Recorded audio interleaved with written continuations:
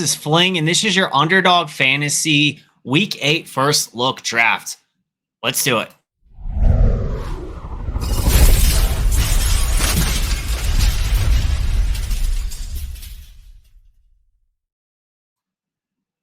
All right, so we are actually going to hop into a draft, basically the Battle Royale, $7 entry fee, $50K to first. So we're going to hop in that bad boy in a second. But first off, I want to take a look at the game tiles, kind of identify some games that we're looking to target in your Underdog Fantasy drafts. Small field, large field, some game environments that we want to look to target. There's some good ones this week.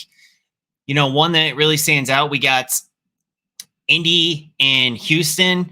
On the Houston side, I really think this is a great spot for Joe Mixon. He's going against just a horrendous run defense for Indy. They're giving up like 33 yards above expectation. They're also giving up the second, top 5 actually for most points allowed.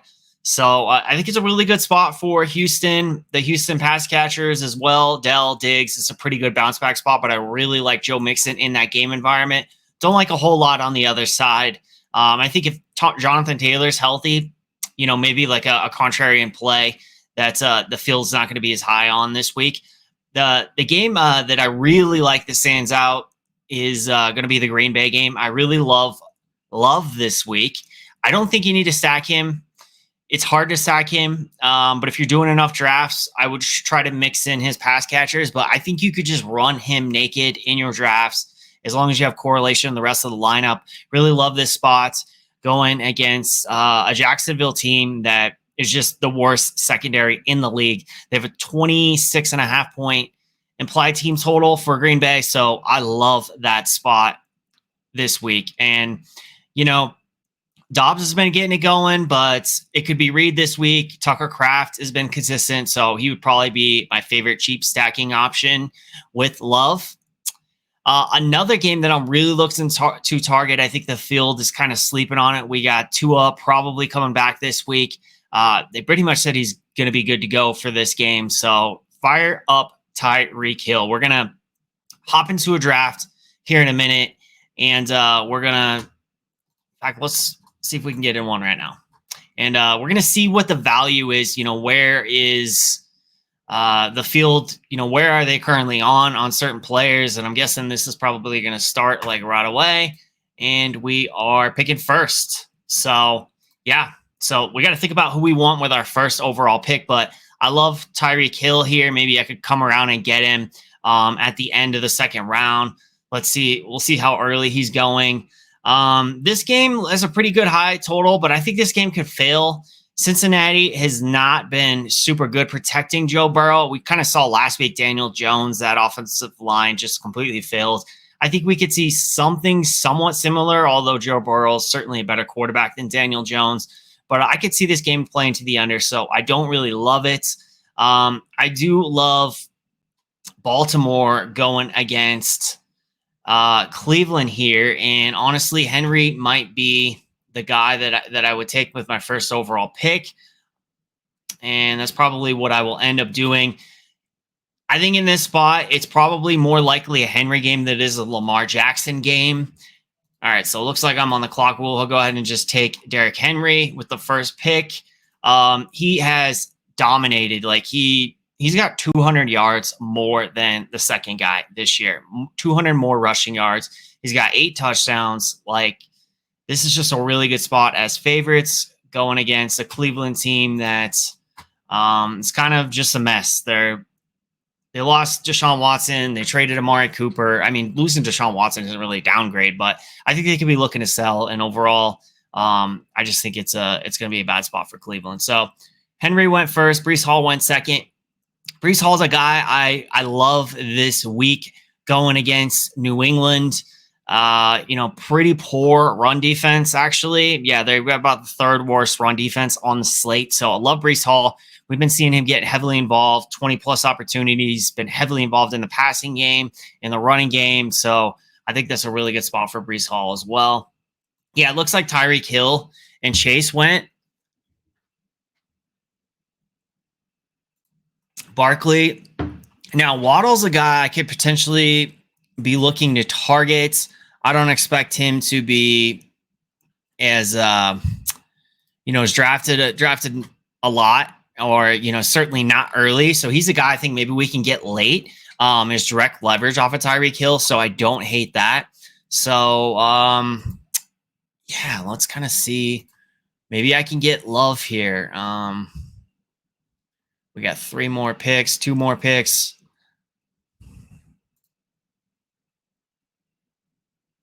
Joe Mixon, I would not hate starting Joe Mixon and Derrick Henry if that's how it works. That's how it falls to me.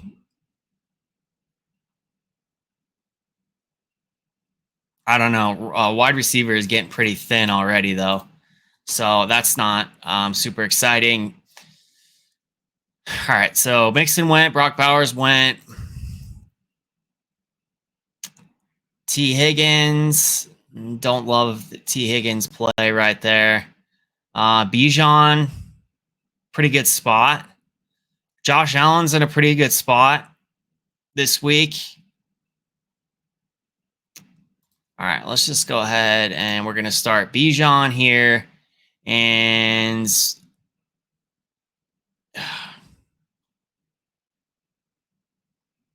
I think Devontae Adams gets going this week. So let's start with Bijan and Devontae Adams. So a couple other game environments that we may want to look to target. This is a good spot for Detroit. They have a 28-point implied team total. I would probably want to lean on the backs a little bit more. Passing him could be tough. Ladarius Sneed is certainly a tough player, and Amon-Ra lines up in the slot a lot, so I'm not sure, is he going to shadow Amon-Ra all over the field? I doubt it. So maybe Amon-Ra could have a good game. I like the Atlanta passing offense, but obviously Drake London didn't make it back to me. So maybe you go for direct leverage and you get Mooney, right? Maybe we look for Kyle Pitts and Kirk Cousins. So and there's going to be some value on the Tampa side with both Godwin and Evans out. In fact, I think I will try to queue up Cade Otton. He's a guy that got 10 targets last week with Evans out. So Cade Otton, I think certainly could be getting that kind of volume again, potentially. And, Atlanta does not have a stout secondary. So that game looks to be competitive. And if Tampa is going to have any luck of keeping it competitive, they're going to be targeting Godwin or Otton regularly. Trey Palmer, Jalen McMillan, Sterling Shepard. There's definitely going to be some values. I think there's a good chance one of those guys has a good week in the later rounds that you can get. So Lamar is the only quarterback to have gone yet. I think Love will potentially be there.